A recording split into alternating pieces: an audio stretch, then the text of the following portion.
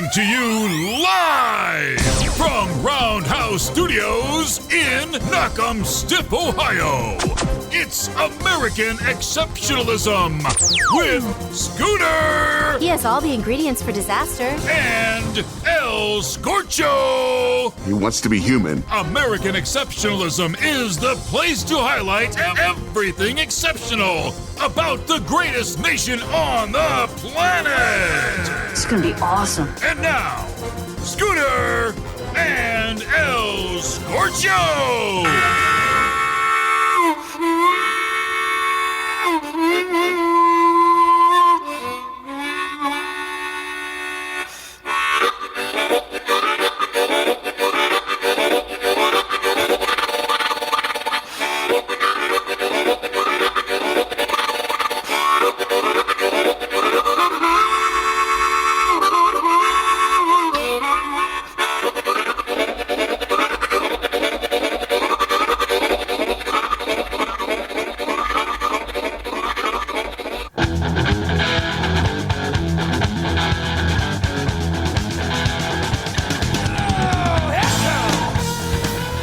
What in the world was that? Yeah, he's Scooter. I'm El Scorcho.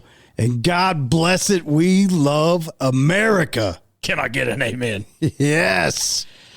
Woo! Scooter, what you been up to, brother? Oh, man. Just getting back into the swing of things after being gone for a week in the wonderful state of North Carolina. Yes, home of, probably not the home, but there's some good golf down Home there. of golf, man, down in Pinehurst. Pinehurst. You ever been to Pinehurst? I've been there. I can't say I played golf. I love vacationing in the state of North Carolina. So Yeah. You been to Pinehurst? yes, Okay. regions, Close. Yeah. whereabouts. I know you don't play much golf. I mean, they aren't going to let you on Hey, there with your AR. I'm an incredible golfer. You've been working on your move. What move is that? Got some nice hip action. Yeah, I could exit a green like a mother. No, it's a good time, man. If you're looking for a place to go, like a dude's trip, place to go. We had a blast. We had quite a few people, lots of golf, lots of drinks, Yeah, and just a bunch of good laughs and memories. that's what it's all Memories for a about. lifetime, yeah. You can get down there, get to laughing. That creates some memories. That's good stuff. Yeah. All right, pop quiz. Pop quiz. All right, what do we got? Taco Bell or Arby's? Right. What do you go to? Quiz. What do you go to? Oh, man. I'm looking at a Taco Bell bag, so I already know what you're... Well, Taco Bell tonight, obviously. Yeah. Arby's, man, that's good, though. They've come out with some creative sandwiches. I will give them that. Arby's. That's what Nationals Talk Like a Pirate Day. That's where you go. Arby's. Then it, like in the early days, it stood for America's Roast Beef, Yes, Sir, I'd never heard that. on the commercials. It did? Yeah. Arby's. America's Roast Beef, Yes, Sir. Well, it makes sense, I guess, now. Yeah, they're way beyond roast beef. There wasn't an Arby's close to the studio, so we had to go with Taco Bell. I mean, this doesn't need to be us airing of grievances. We don't need to get to that in the intro. This dude in front of me ordered $43 worth of stuff at Taco Bell. For himself? I think he was feeding the whole family or something. I mean, he had a 6-pack of Rectum Rockets. And he was like, give me 4 beef burritos and 3 of these and 4 of those. And I was just like, You might as well stop across the street and get some Depends. Because you're going to need them. There's some Quickcrete. Bind that stuff up. For those of you who don't know, Quickcrete is Imodium. AD. That'll bind you up real quick. My wife always says, get the stuff out of you. Don't bind it up. Depends on the situation. Yeah, I mean, If you're on a road trip, you're doing 4 days across country, you need bound up. pack it up, man.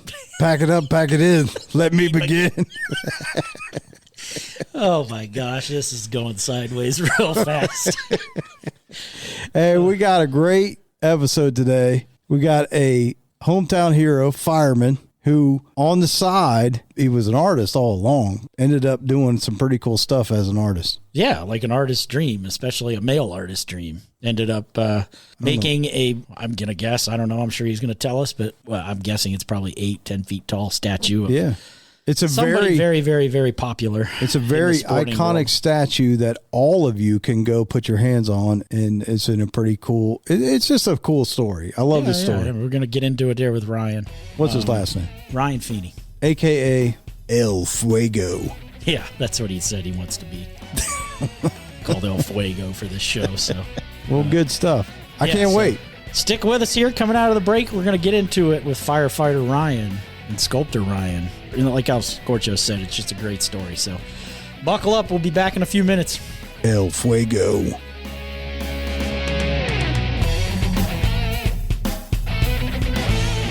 When people ask me what I do for a living, I say, well, I do voiceovers. And they say, what's voiceovers? Hi, I'm Ron Allen, professional voice actor and coach at Big Voice Productions. I've trained over 500 people in the art and business of voiceovers, and I can train you too. Voiceovers can be audiobooks, training videos, animation, gaming, TV or radio commercials, apps, and much more. Voiceover is in big demand worldwide, can be recorded on your home computer, and earn you a great income all from home. At Big Voice Productions, we teach you all about voiceovers, how to act with your voice, build a home studio, where to find work, how to run your voiceover business, and much more. Private lessons with me, the coach, can be online via Skype or Zoom and may include free software. Your first 90-minute consultation is only $49 and will answer all your questions. Schedule your consultation today at bigvoiceproductions.com. That's bigvoiceproductions.com. We teach you everything about voiceovers at Big Voice Productions.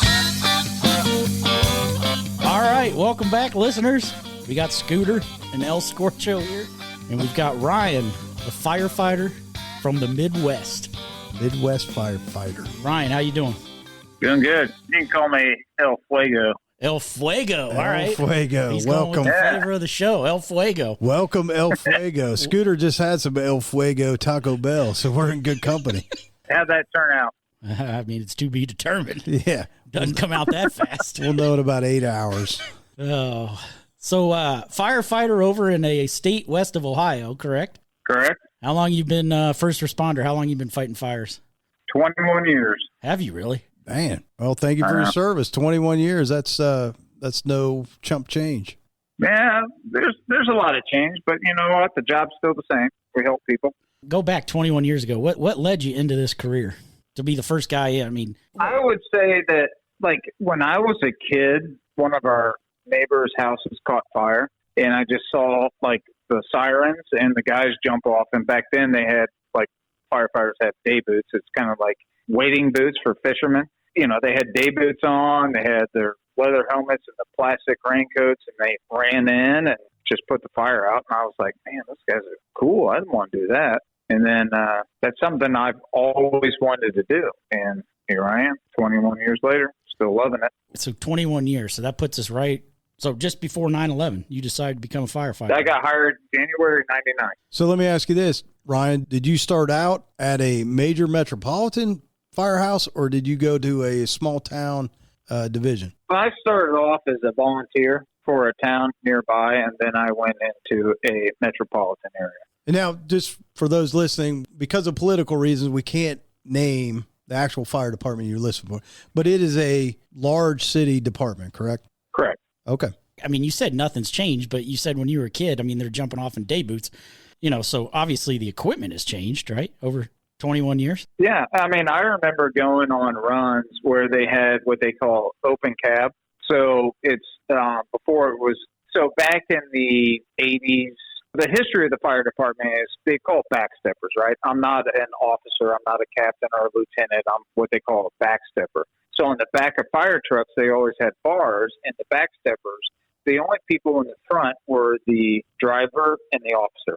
And then the other two on the back, whether it was truck or ladder or engine or ladder, they're called backsteppers. So those guys would hold onto those bars and still get dressed as they're going to the scene of the fire, right? Like the back of a garbage truck, right? How those guys hang on the back of a garbage truck. Yeah. Firefighters would click in with a belt. They would hook in and get dressed on the way to the fire, whether it's raining, snowing, whatever the weather is, they're getting dressed on the back of a wagon, basically. A moving fire truck. As they're driving down the street. So then they had open cab, which means you still had the windshield, 70s, 80s, but then you had no door on the back. So when it was snowing, you're coming back from a run, you'd have to put your coat over your legs if it's cold, if it's raining, because you had no door. You just got up out of your seat and walked out. Kind of like a roller coaster, so to speak. So I still remember some old trucks like that, that I did. And now, you know, you get the younger kids who are like, oh, can you turn on the air conditioning? It's kind of hot. And it's like, are you kidding me? It's like, so I'm that old to the point where I've seen the change of that. Toughen up, Alice. I mean, just off the top of your head, we had on a previous episode, we had a guy in who owns a dump truck company, and he threw out what a dump truck costs. I mean, what's a fire truck cost? $500,000 up. Oh, I thought it'd be more than that. $500,000? Well, I don't know. COVID costs, it's probably $750 plus. If you can get one. Yeah. If you can even get it. It's probably sitting in a shipping container out in the Pacific Ocean somewhere. It's just hanging out there. I thought they would have been more than that with all the technology. I don't know. I mean, like I said, I'm a backstepper at this. So on our department, we have the chief has a white helmet, and lieutenant captain has a red helmet, and then you have a black helmet, which are privates. Then I'm a private, and I'm privately not knowing what exactly the cost of a truck is. Yeah. I mean, I get it. Yeah. It's not in your pay grade. I know what it costs when I wreck it. Time off. Yeah, that's a good one. I know there's various jobs on a fire department. What have you settled into as far as do you do primarily respond as a medic, or you're still a firefighter or bomb expert? What do you do? Bomb expert sounds good, but I'm not going to do that. I'll be a bomb expert in about 6 hours. Taco Bell. No, I just go in and like do my job. I'm just a private. So, you know, I have some skills that they can use, but it's just. So you're kind of a jack of all trades. Yeah. I can ride on an engine. I can be a truck. I can drive a chief, but technically I am not an officer, which is fine with me. Everybody's got a role, right? You all got each other's backs, and when stuff gets nasty. I think it's about how many headaches do you want to take on in a day? Well, in these day and ages, I think that with bigger city fire departments, or even the smaller departments too, if you have a certain title, you have to have certain certifications. And, you know, personally, I love the job, and it gets political sometimes. And it gets to the point where you have to have so many certifications in order to have this certain rank. And I joined the fire department to be a firefighter and to help people out. I don't want to have to do that. So if you go back, I mean, obviously we just came out of the 20th anniversary of 9/11. I mean, you were kind of, I guess we'll say green behind the ears, maybe as a rookie firefighter. I mean, if you can go back and just tell us what was going through your head as you're watching all that unfold. Well, I was actually on duty, and I saw the first plane hit. And I was like, oh, man, how the hell did they hit that building? I said, they had to have seen something or some kind of a malfunction. I thought it was a plane like lost power or something like that, and it hit. And I was like, oh, man, they're going to have some work ahead of them, you know, because it hit on the upper part of the tower. And then we're all firefighters, and we all kind of armchair quarterback, so to speak, how they're going to do this and how they're going to do that, do this. And I'm like, man, that has to be 50, 60 stories up. I didn't realize how tall the towers were. And then as I'm watching it unfold, I see that plane come around the corner. I remember it vividly. And then the second one hit. I was like, this isn't an accident. Something sinister is afoot. And some of the buildings that I haven't really fought fire on, but, 30 stories, something like that. And I'm carrying my pack. So if my gear and everything dry weighs 65 pounds, and then I have to have another 25, 40 pounds of gear on me. So I'm imagining in my head, and the furthest stretches of my mind, I would never thought that those buildings would have come down.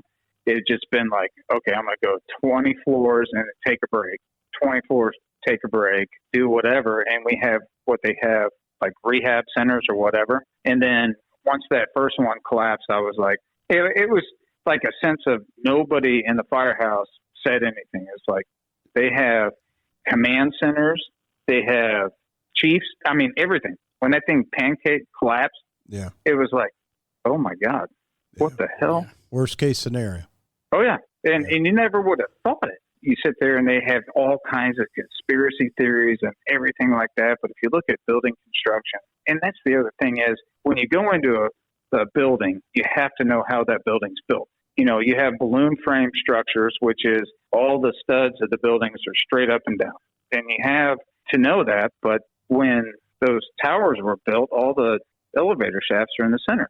When that plane went in, all the fuel, and they just took off, right? So they're fully fueled. And of course, you have conspiracy theories and everything like that. Everybody can think what they want, and that's fine. But when it hit, and then all of a sudden it just goes, when that thing went down, buddy, it's like the heartbeat of hundreds, thousands of people just gone. That's the thing. You're talking about the way things were constructed. I saw a documentary, every year they show these documentaries. All the steel beams were coated in the foam insulation, but the impact of the plane blew all of that off. And you talk about planes that are fully loaded with fuel. Now that all that steel is exposed to the flame, and just over time, the heat, weakened the steel. And yeah, but not only that, but you think about, what sandblasting is, right? Yeah. You take the impact of something else and you throw it against something else, it'll take that coating straight off. Yeah. Now you're exposing everything. And it's dark day. Yeah, yeah. So are we going to talk about something fun or what? Yeah, well, actually, you kind of led me right in. So, I mean, you're a person that would know something about steel because that's what you do in your, what were you going to call that, our day off job? Every fireman I've ever known has a side job. Well, you Ryan's got a pretty interesting one. Ryan's got a pretty cool side job. Tell us it is what you do. I do custom metalworking. Okay, what's that mean? Custom metalworking. I work with metal. You make what, like? It's common sense, Scooter. All right, well. Come on, Scooter. I do El Fuego. Railings. I do railings, furniture. Occasionally I dabble in some monuments and sculptures. You've got some pretty famous work out there as a sculptor, right? Yeah, let's pause for a second. This isn't a guy that just farts around in his garage doing some sculpting. No. He's got a resume. I try. First of all, let's paint a picture. How big is your shop? 3,200 square feet. All right, so that's 15-foot tall ceiling. Yeah. That's not a garage. Oh, that's a shop. Yeah. I pay more in my shop than I do my mortgage. What's your wife say about that? Exactly. It's none of her business. Yeah. No, it is. It is her business. Yeah. She helps me take care of all the bills and everything. But so basically, we can call you an artist. In your side job as an artist, describe or explain some of the projects you've taken on. Actually, I graduated from Miami of Ohio. I know you guys always talk about Ohio. Are they the Redskins? They're the Red Hawks. Red Hawks. Sorry, I was going to say, what'd you guys change your name to? What area? I'm a Redskin. I graduated and we were Redskins. Red raspberries. What are you guys? Gigaloos. No, seriously, they got caught up in the wokeness, so they dropped the Redskins, and I think they're the Red Hawks. All right, so they are the Red Hawks. Well, you said you're a Redskin, right? So PC. So you graduated from there with a degree in what? Bachelor of Fine Arts in Graphic Design and Sculpture. And then, I mean, what was the first sculpting project that you worked on? So it was my senior year, second semester. I came home for Thanksgiving break, and one of my dad's friends said, "Oh, you're doing sculpture. Can you do a bronze?" And I showed him some little tiny bronze of 12-inch maquettes or smaller sculptures that I've done. He goes, "Well, I want to do something more life-size of like 2 6-year-olds playing, African-American boy and a Caucasian white girl." I said, "Well, yeah, I can do that." And he said, "Okay, well, let me know how much that's going to cost and what we can do." And I had no idea how to do it, but of course I was like, "Yeah, I'll get it done." And I went back to school after break, and I said, "Well, I got a commission." And my sculpture professor was like, "Well, how big is it?" And I was like, "Well, 2 life-size kids playing." And he goes, "Well, what kind of budget do you have?" I said, "Well, I think they want to spend about $15,000. And he was like, "You son of a bitch." He didn't even, immediately when he said that, I was like, "Why is that good?" And he goes, "He's not even going to graduate school and you've already been commissioned." And I was like, "What's commissioned? Am I going into the military or what's going on?" I just get drafted? Shit, I don't want to be in the Navy. So I got into that, and he just kind of taught me how to do it. And and I just kind of did it from there. So I got lucky. So it was a success, right? I mean, yeah, I think. Okay. Certain people liked it. It wasn't like the ugly Lucy sculpture or the Ronaldo. Yeah. So you completed the statues, you got paid, and that set you on track to be a legitimate artiste.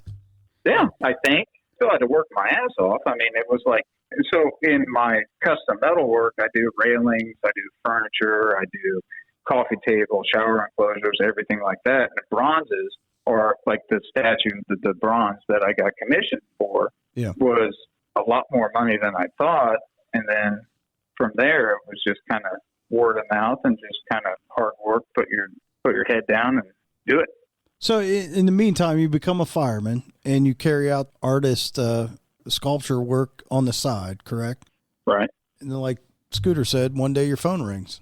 Somebody famous calls you. Well, so how we're talking about the elusive Peyton Manning, right? Yeah. What? The Hall of Famer, Peyton Manning. Playoffs? Real quick, I mean, how did that all unfold? Obviously, Peyton, at that point, I think had left the Colts, right? Was playing in Denver? Huh? He was still with the Colts. He was still with the Colts? No, so I did a cancer awareness piece for Coach Pagano, and it was on a certain channel.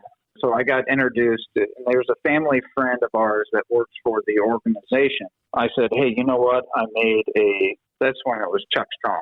Yeah, I remember that. Right. He was And fighting cancer. so I did me and one of the guys that worked at my shop with me did a piece to kind of say thank you, just the Chuck Strong. So then I got introduced to the organization and gave it to him, got to meet him. Then I had one contact with that organization.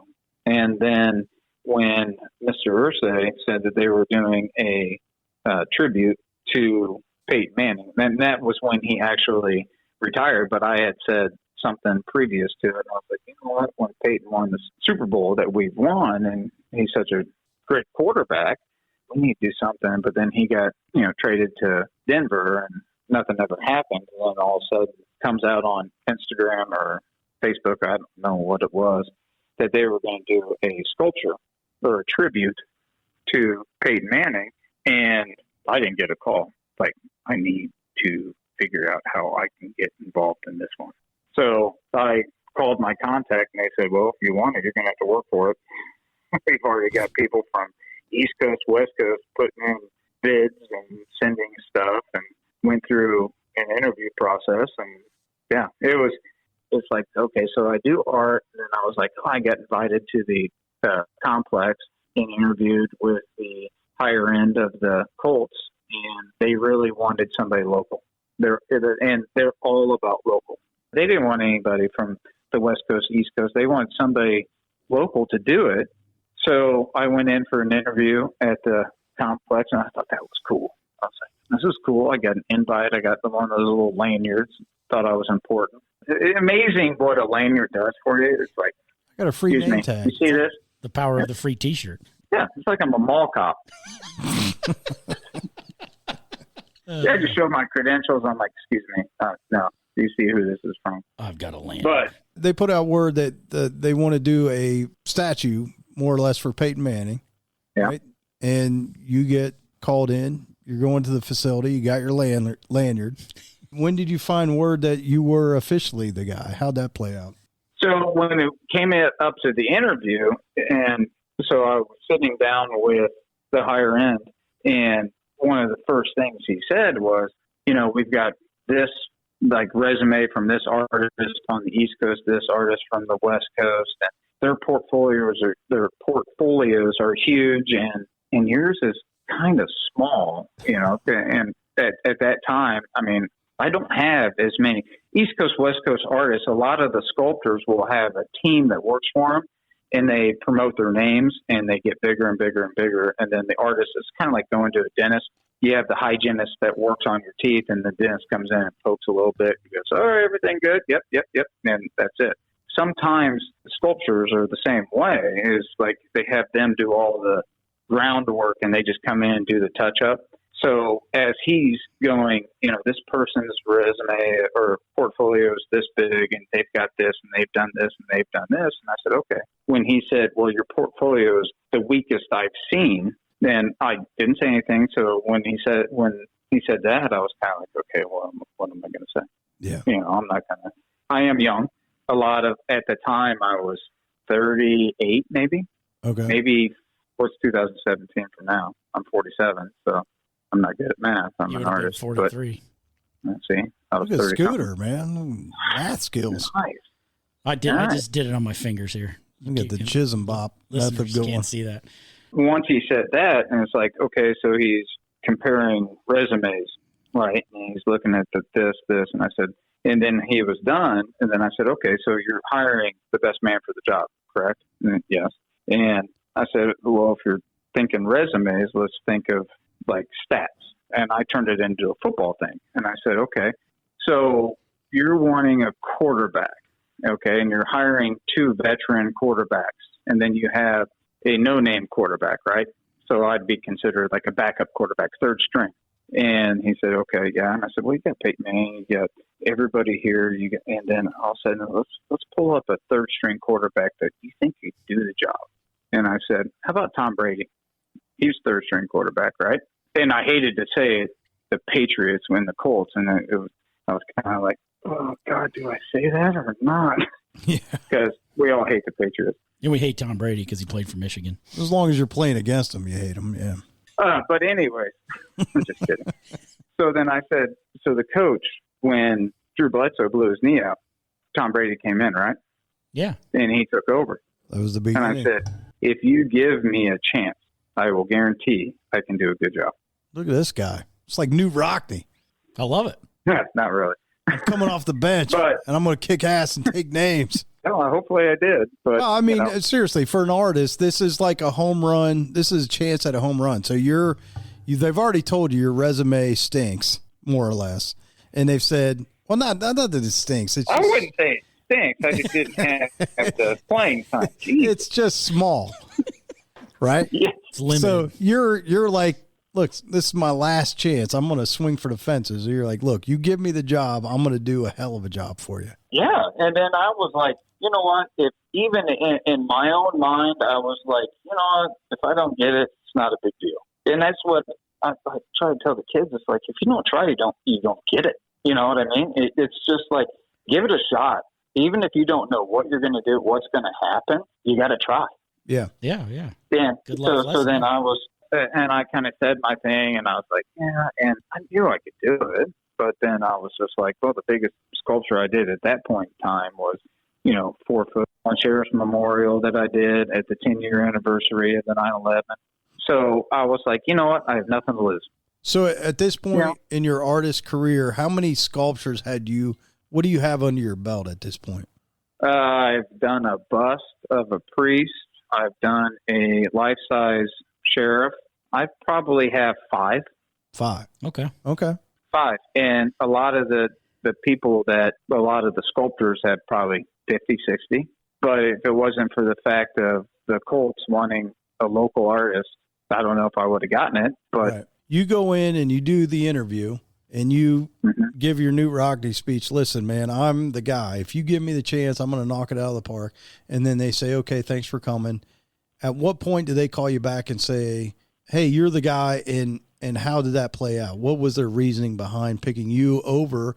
I mean, like you said, most of these guys you're competing against have 50, 60 sculptures. You've got 5.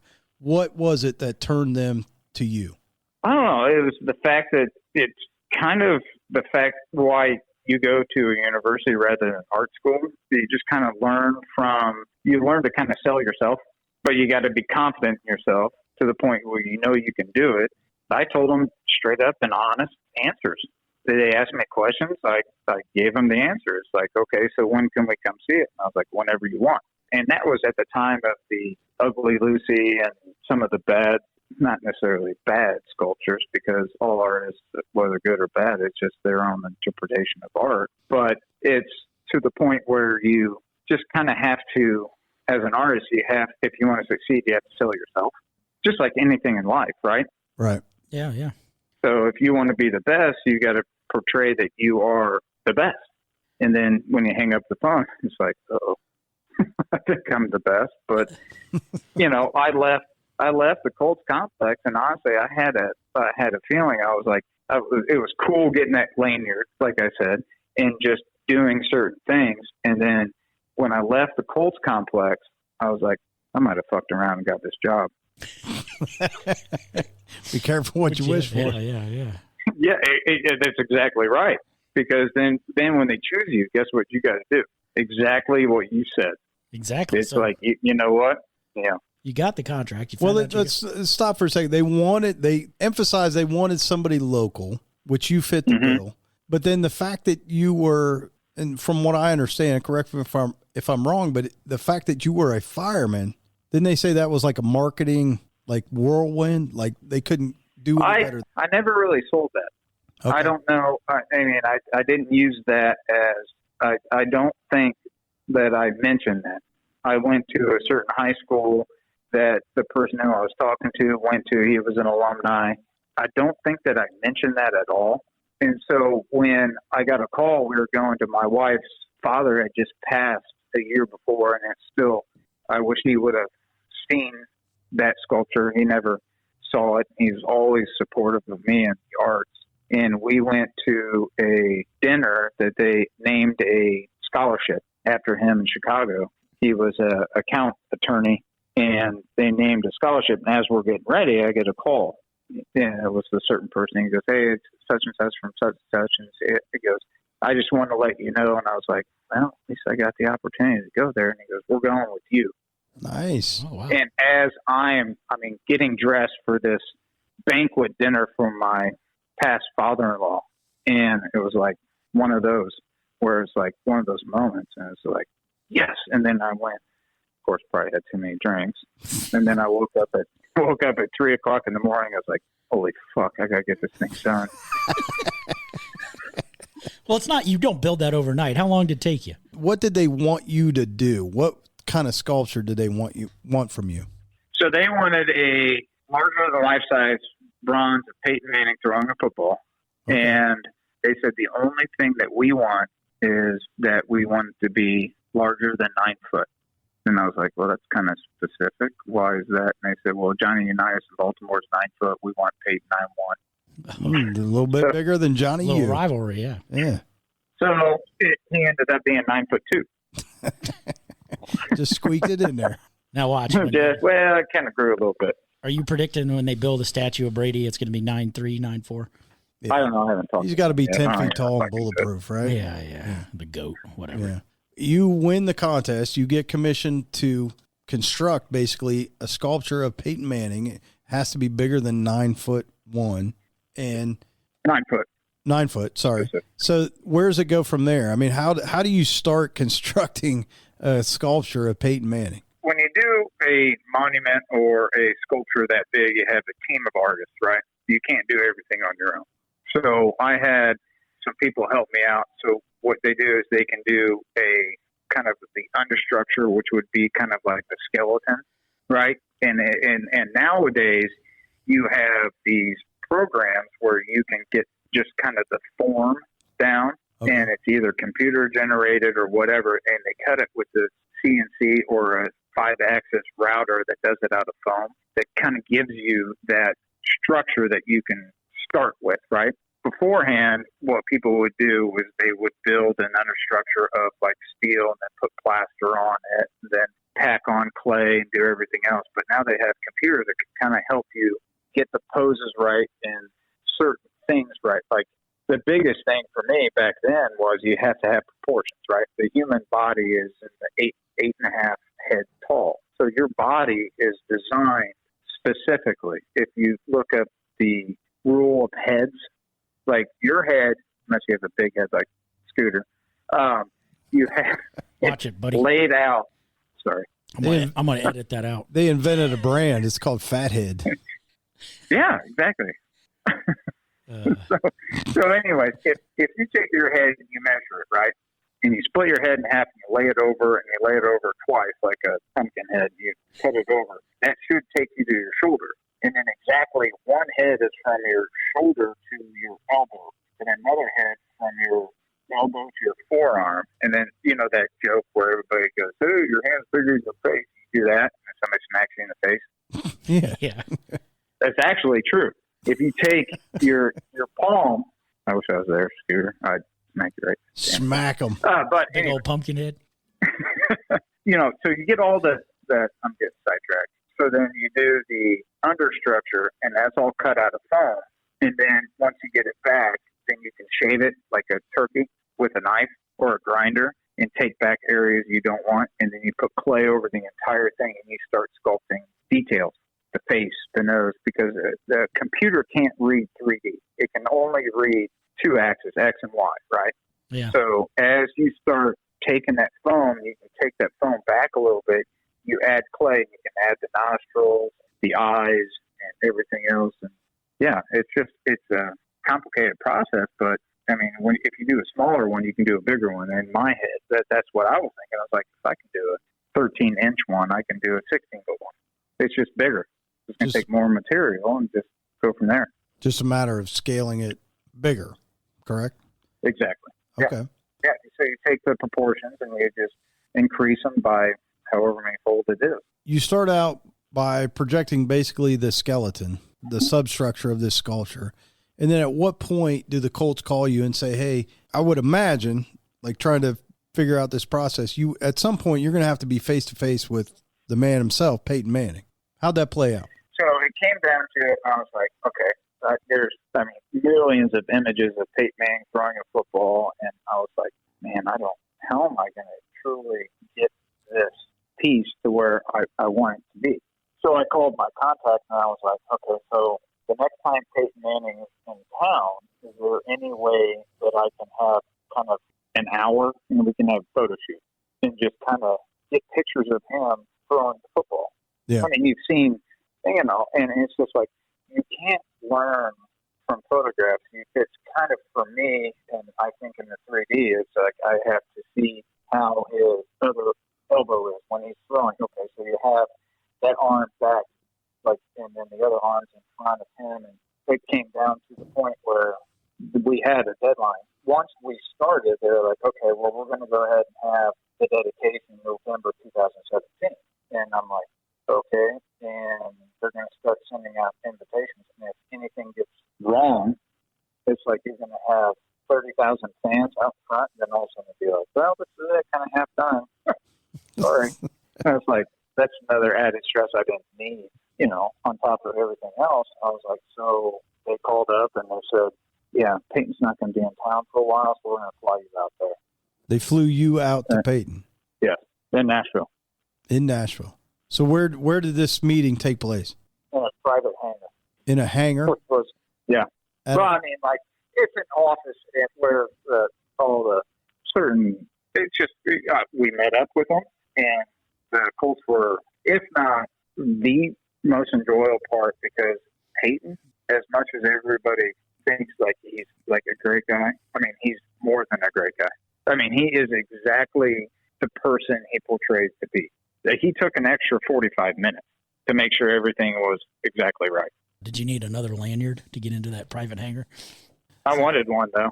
I was like, can we have one saying that I'm a sculptor or something like that? And just get in there. Or at least get a free Colts jersey or something. One of the other things, talking about jerseys, it was, so when I was doing the sculpture, I was like, okay, so a lot of people don't realize, like, the jerseys you see on TV, they're all the 80s high school with all the little dots and, the breathable jerseys. The mesh. That's exactly how, they're all mesh. A single jersey is mesh. So I got a pair of shoes, and I was like, well, I was going to do the Reebok on it, but they were like, no, because, it's kind of funny when you do a sculpture and you can't do brand names. Or you can, but you got to get permission, even if it's for a good cause, like this one was. Right. It's like legality. You can't do something like that. So I had a pair of shoes that were like his. Then I was like, these things are huge. And they were like, well, it's probably some linebacker shoes. Go ahead and take them. These are the type of shoes that he wore at that point in time. I had them covered in clay. When you're sculpting them, they get dirty. And at 9 foot tall, I was on a scaffolding. I'm only 5'7". 5'5", but give yourself a couple inches. You need a scissor lift. Goes a long way. It goes a long way. His 6 inches is that big. I mean, small, whatever. So I had these shoes, and I had dropped them off, and I sculpted it in a local brewery because that's where I get my inspiration. And alcohol. It's a lot cleaner than my metal shop. And I dropped off the shoe off a scaffold, and I asked one of the guys to hand it to me. And he goes, "Bryce, how big are these shoes?" And I was like, "I don't know. I grew out of them when I was in grade school." But he looked at see what size it was, and he had this dumbfounded look on his face. And I was like, "What? Did you even look at these shoes?" And I was like, "Those are some fucking linebacker shoes. I don't know. It's like whatever." He handed it back to me, and he goes, "Look at the underneath of the tongue." And I pulled back the tongue. I said, "Custom made, Peyton Manning, 18." I was like, "These are his shoes?" You screwed up a pair of his shoes? A size 18 shoe? No, number 18. Well, I don't know number what. 18. Well, Yeah. Okay. yeah, Peyton Manning. Yeah. But they were his. So then I was like, well, yeah, but then we all know those players, they all get like shoes every game, right? Same helmet, same whatever, jerseys, whatever. And I turned underneath the shoe, and there was turf stuck in them, and he had worn these like to the point where the cleats had been worn out, not like worn completely out. And I was like, and I immediately called, and I was like, "You guys gave me Peyton shoes?" I was like, "These things are all jacked up." I said, "I got them all scratched up.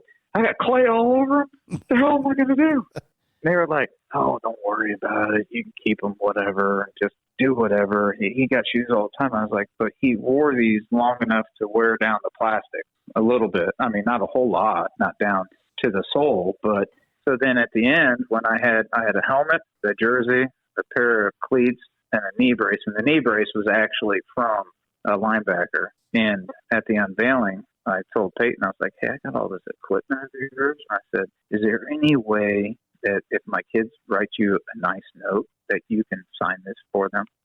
He was like, "Absolutely. Just let me know what you need to do." That's awesome. So, I heard a story. I don't mean to interrupt you, but when you were in the hangar with Peyton, I heard a story that you were photographing Peyton in action. Was he pretending to be under center? Is that correct? Oh, yeah. Yeah, he got into it. If you're going to have a statue made up, you're going to have to, all right, check one, check, it's like Mike, Apple, whatever, and Omaha. Omaha. No. I tried that because when I said, "Don't you mean Omaha?" And he goes, "It was Apple when they're in Indianapolis." All right. Applesauce. Yeah. Oh my God, you're an idiot. Applesauce. Yeah, no, you're cold.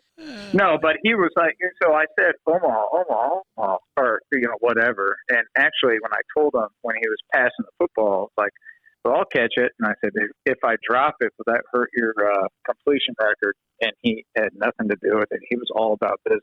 You wanted to make sure that this statue represented him. Well, do you? No, I'm just saying, like, there was no room for, like, shenanigans. Pretty permanent. No, yeah. I mean, it was, and then he was like, well, during the photo shoot, he was like, well, all the quarterback things, and he kind of revolutionized the or when you change up the plays. Audible. Thank you. Yeah, nice job. He goes. I kind of did something with the audible when he'd come up and check. 51's Mike, and he was doing all that. We would do the photo shoot of him throwing the ball, and then he started doing a couple scenes where he was calling the audible, and he's pointing out left, right, and he's calling all the players, and he's calling all the names, and all the plays. I mean, it was amazing. It was really, really cool. I guess it came down to when they had a reunion with a bunch of the guys from the Super Bowl team. They told him that if they did that statue of him calling an audible, it would look like he's directing traffic downtown Indianapolis. He said, "You're known for the audible, but you're also known for your arm." I mean, it's all the touchdowns and. So you have this experience with Peyton in just a random airport hangar, and he's calling out audibles to people that aren't there. Didn't at one point they take the face mask off the helmet so you could get a better look at his face? Yeah. And then because I mean, when you're doing a sculpture of somebody, I mean, whether they're smiling or frowning or whatever, you got to see the wrinkles in their face and everything else like that. Peyton has a very distinct facial features, kind of like when Scooty farts or does certain things. The Taco Bell takes effect. Let a growler out. Yeah, exactly. No, but you have to, you can't get, and that's where it comes down to as an artist when you're doing, I'm working on a piece right now that it was, his name is Tom Jernstedt. He was basically the father of the Final Four. And what age are we going with? What do you want to do?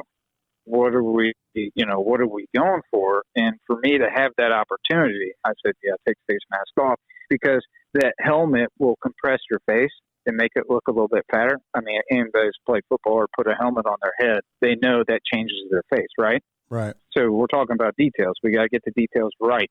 So, yeah, I thought that was important. So that's very cool. Details. You complete this process. You have this meeting in Nashville at a random hangar with Peyton Manning. You get everything you need. You go home, you construct this sculpture.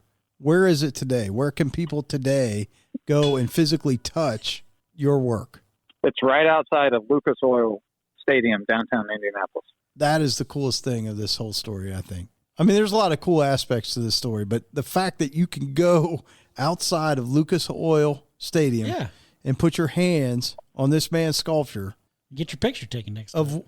Of one. So now, and here's another little fun fact, that if you do go there, all the people that helped me out on the base of the statue, right? So he's not just standing on granite. It's a bronze base. All the people that helped me out, I let them put their initials in the actual base. So John Smith, say, for instance, you would see a JS somewhere in it. And then on the four corners, I have 3 kids and my wife. I signed the statue, but on the 4 corners are my family. And they all signed the clay, which was then cast into bronze.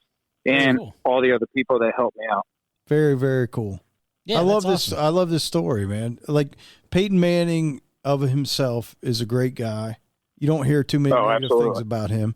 But then the fact that an everyday American, right? He's a firefighter and he's got a side job where he's an artist.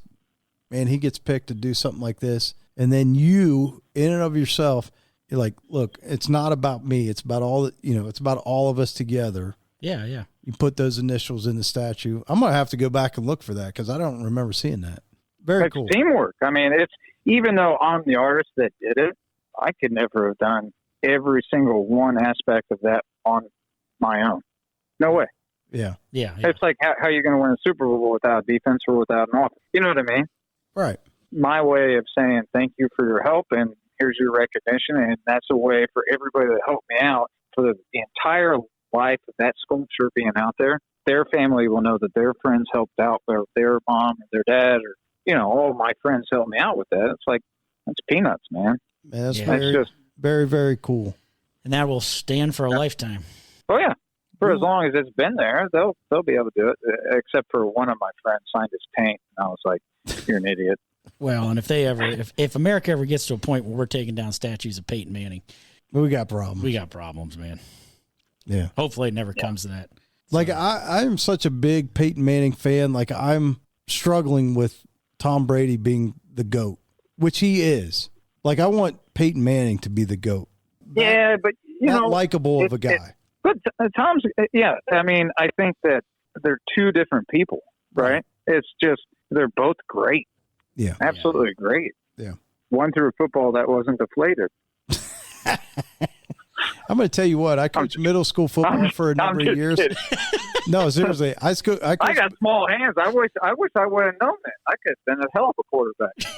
That was common practice. I coached middle school football for a number of years, and I routinely deflated the football so our quarterback at the time could hold the ball. Well, are you the one that tipped Bill Belichick off to that garbage? It's been going on that long? Oh yeah, in middle school football we did that. That's like no big deal. You had to do what you had to do sometimes. Before we talked about the price of a fire truck, so just so I can budget accordingly, because someday we're going to need Scooter and El Scorcho bronze statue made.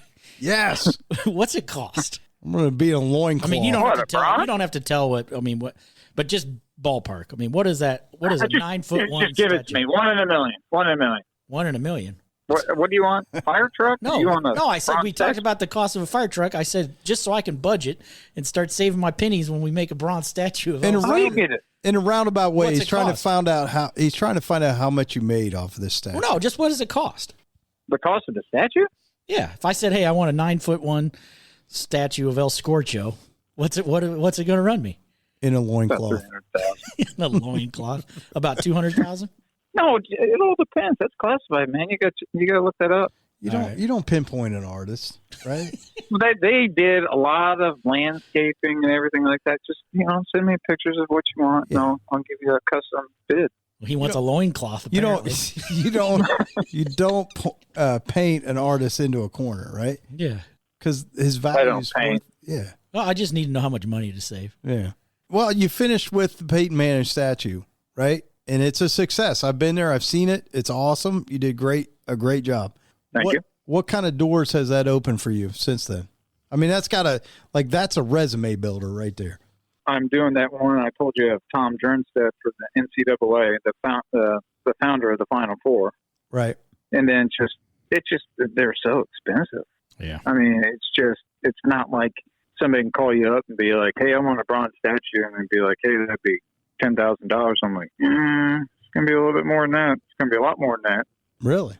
So if I was to do a 6-foot tall figure in bronze, just the foundry alone, after I'm done with all my clay and all my sculpting, a 6-foot tall figure would cost about $26,000 Good gravy. just for their part. Start saving your pennies, Wow. Scorcho. Well, maybe we'll go with like a little 6-foot figurine. We can do your guys' hands. Not 6 foot, but maybe like a Oh, you want like a little army man, like a clay army man? yeah, like a little 8-inch figurine, something you put on your desk.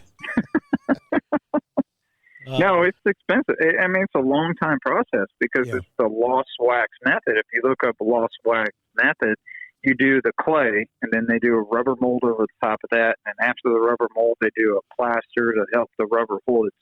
And then you got to reproduce it in wax, and you got to melt the wax down and make a mold. It's just so complicated. And a bronze statue will take anywhere from 10 to 14 weeks just to make, from what I've already done. Wow. So That's very cool. Never would have guessed that.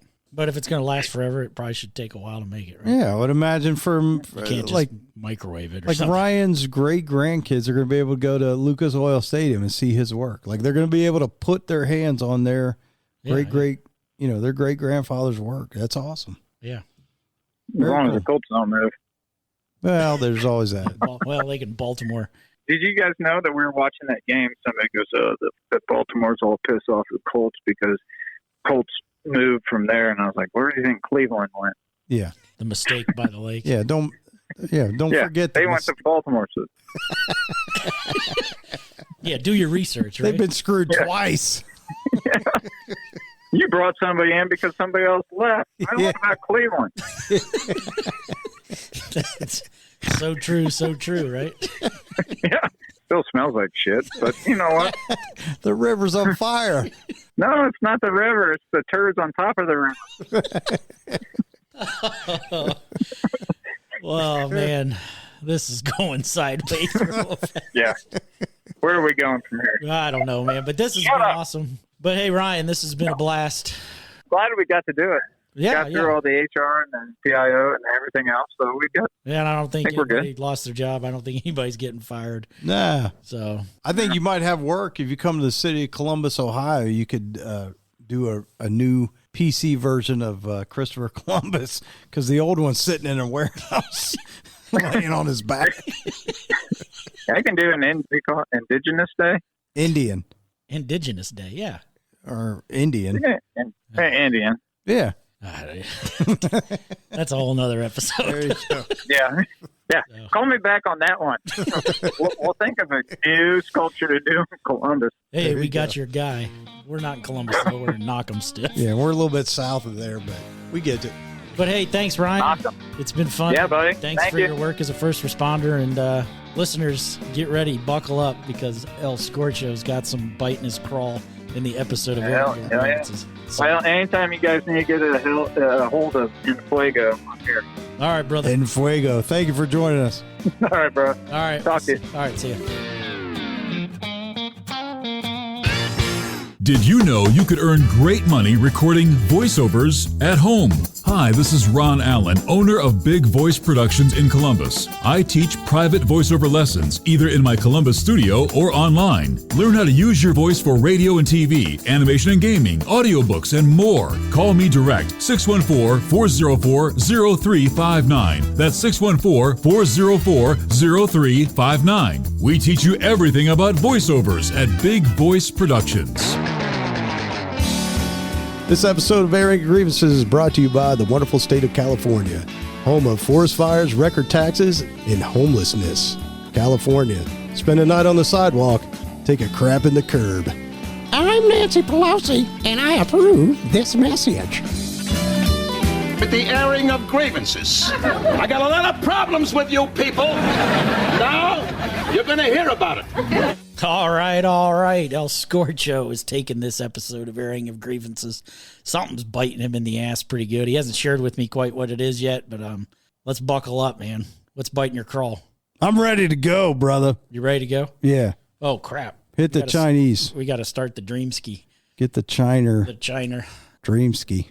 I got 5 minutes. 5 minutes. I don't know if that's enough. Dream ski says the 5 minutes starts now. All right, listen. My kids are beyond high school age, but I still stay in touch with some of the goings and comings of the high school athletics primarily. Sure, yeah. Because my kids were involved in athletics. Somebody sent this to me not too long ago, and it kind of, I'll be honest with you, it kind of pissed me off. Well, let's hear about it. Okay. What do they say? Rather be pissed off than pissed on? Yeah. Well, okay. So at least you weren't pissed on. Yeah. Local high school not far from Knock'em-Stiff, Ohio. Every Friday night, we're in high school football night or high school season. Mm-hmm. Every Friday night, high school game. If it's a home game, they allow the student section to pick a theme, right? So one night could be Hawaiian night, and the student section come dressed in their best Hawaiian gear. And then you have, themes like Hillbilly Night or Superhero Night. And then invariably, they're going to have USA Night, okay? At the beginning of each season, the athletic director, who is a administrator in the high school, requires the student body or present a list of Friday night home games, what the themes are. Yeah. And then that way they can control it and kind of approve it or whatever. So this was an approved list, right? So we get to the point in the season where it's USA Night. And it's a cool thing. If you're a parent, you see this. It's a common thing. It's not anything unique to this school district. They come dressed in USA red, white, and blue attire, and you see their American flag, and you see the red line American flag, the blue line American flag, green line American flag. You see all these flags waving in the stands, and it's really cool. And a lot of times the high school football team will join in, and they'll run on the field waving the American flag. And it's a really cool display of patriotism, which is something I think we would all agree we need more of. We need our kids involved in the embracing of the American spirit, embracing of American patriotism, pride, that sort of thing. Here we go. It's Friday night, a couple weeks ago, and it's USA Night. But here is an athletic director of this particular high school, and we don't want to throw him under the bus, so we're going to hide his identity, and we're going to call him, I don't know, let's say Wesley. So Wesley. Come on, Wesley.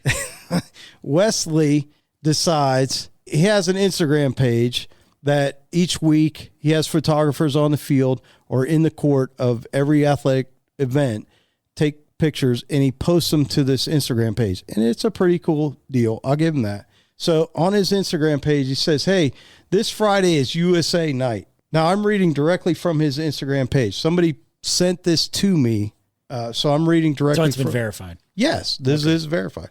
So he says, hey, this Friday is USA Night. Here we go. If you do not wish to participate in the USA celebration, we are presenting an alternative theme of Blackout America with the one, and I'm not going to say the name of the high school, T-shirt. Take a second and understand what he just presented to the public, not only the students, but anybody else that chooses to follow his Instagram page. If you do not wish to participate in the Celebrate United States USA Night, we are presenting an alternative theme. and it's called Blackout.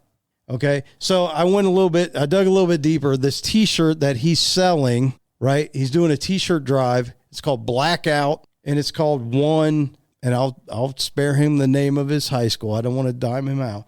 So the t-shirt has the BLM fist. You understand what I'm saying? Yeah. Okay. Yeah. When I dug a little deeper, he's selling these t-shirts to benefit, in his own words, not mine, in his own words, he's benefiting a particular race, okay, insofar as kids that can't afford to go to college, right? He's hoping these t-shirt sales would help these kids of this particular race go to college. First of all, my first thought is, why single it down to one particular race? The financial need exists across all races, creeds, colors, so on and so forth. To me, this smacks of race baiting. I'm just saying. I didn't think about that, but yeah. Okay, he's singling out one particular race over all others, and he's selling this t-shirt saying, hey, the proceeds of this t-shirt are going to go help this particular race and help these kids of this race go to college. One, that smacks of race baiting. Two, how many freaking t-shirts do you think you're going to sell within this high school that are going to help kids be able to afford to go to college? College is expensive, and I can speak to this from firsthand knowledge. I got 3 kids right off to college. Sure, yeah. You're going to have to sell a shitload of t-shirts. Yeah. In this one high school to make a difference. You're going to have to sell them across an entire metropolitan area. Right. This is a joke. Here we go. It's USA night, local football Friday night. And this guy says, hey, if you don't want to celebrate America, we're going to give you an alternative celebration and say, Blackout America. You don't have to wear the red, white, and blue. You don't have to wave the flags, so on and so on and so on. My biggest question is why? That was a question that was going through my mind. Why? Right? This guy needs to be introduced to Chuck Norris with a roundhouse kick across the face. This is, okay, the athletic director position is considered an administrative position, right? You're an administrator within the high school, and you are, at this point, Wesley, right? Yeah. Which we've chosen to call him. Wesley is choosing to promote his woke ideas on the student body. Why? Yeah. Why not be a man and stand up for your belief? The kids chose this theme. It wasn't him. The kids chose it. Yeah. He put it out there and said, hey, kids, football season is coming. Give me your themes for this upcoming list of home games. Give me your themes. And it's always the same stuff. Hawaiian night, hillbilly night, where they try to dress up like country bumpkins or whatever. Superhero night. And, oh, by the way, USA night. Wesley took it upon himself to say, you know what? If you're not into celebrating the USA, we're going to give you an alternative celebration, Blackout. Why? Why not be a man and just say, you know what? This is what it is this night. And if you don't want to participate, don't. Barbra Streisand. That's right. Hit the button. Where is it? I don't know. We got to find that button. Oh, Lord. So listen, instead of being a man and like there's going to be kids, maybe there's kids, I don't know. Maybe there's not. Maybe there's kids that say, you know what? I'm not comfortable with that. Or there's particular parents, Karens out there saying, I don't think it's great, or I don't think it's appropriate for you to force USA night on my kid. Why not be a man and say, you know what? That's what this Friday is. If you don't like it, don't participate. Otherwise, leave me alone. Think of it this way, too. We had previous episode, we had Pastor Matt Clark on. What if we wore shirts that said Jesus saves? They'd be dragging us out of there by our ears. Yeah, right. Now, part of me wants to go find this high school and go to their school board meeting and start raising hell and calling out Wesley on the turf. But now, because of Juggalo Joe, I'd be labeled as a domestic terrorist. You see that crap? Yeah. It's garbage. It is garbage, man. Instead, he puts up an alternative celebration and says, hey, come celebrate Blackout. If you don't want to celebrate USA, celebrate Blackout and buy our T-shirt with the BLM fist and be whatever. So to me, this looks like here's a grown adult that goes to school every day and he's submersed in the high school environment. Here's a guy, in my mind, that's overcome by the high school environment. He's forgotten that he is a grown adult with a job to do. As an athletic director, your job is to hire and cultivate high school coaches. Your job is to schedule games and tournaments. Your job is to hire and pay referees. Your job is to ensure that every student athlete within your school meets the academic requirements in order for them to compete as an athlete. Nowhere in that description does it say promote your woke agenda. This guy is taking it upon himself. In my mind, I'm thinking because he wants to be seen as hip or woke or with it amongst the student body. And I guarantee you the majority of the student body would show up on Friday night and they would celebrate the United States of America. And the few that choose not to, you would hardly notice. Here's an idea, Wesley. How about you go to school each and every day? Do your job. Stick to your job. Yeah. Stop trying to stir the pot. Stop trying to race bait with your t-shirt drive. Stop trying to present yourself as woke, with it, as hip, or whatever kind of crap you think you see in yourself. Do your job. Because here's the bottom line. 5 minutes after graduation, these kids aren't going to remember the athletic director's name. I promise you. And I can't stand this idea that, hey, we got to change America. We got to change it. Why? Why? Yeah. Why? Okay. It's like going to Pizza Hut. Scooter, if somebody walked into Pizza Hut, looked at the menu and started to bitch because they couldn't order a steak, right? Yeah. Right? They look like an idiot. And then if they gathered their friends and stood outside of Pizza Hut and protested, I'm being racially discriminated against because I can't go to Pizza Hut, order a steak, they look at you like you're an idiot. Yeah. Right? Why? Because Pizza Hut doesn't do steak. Yeah. If you don't like what America's serving, go to another restaurant. Go to another country. Exactly, man. Switzerland, beautiful.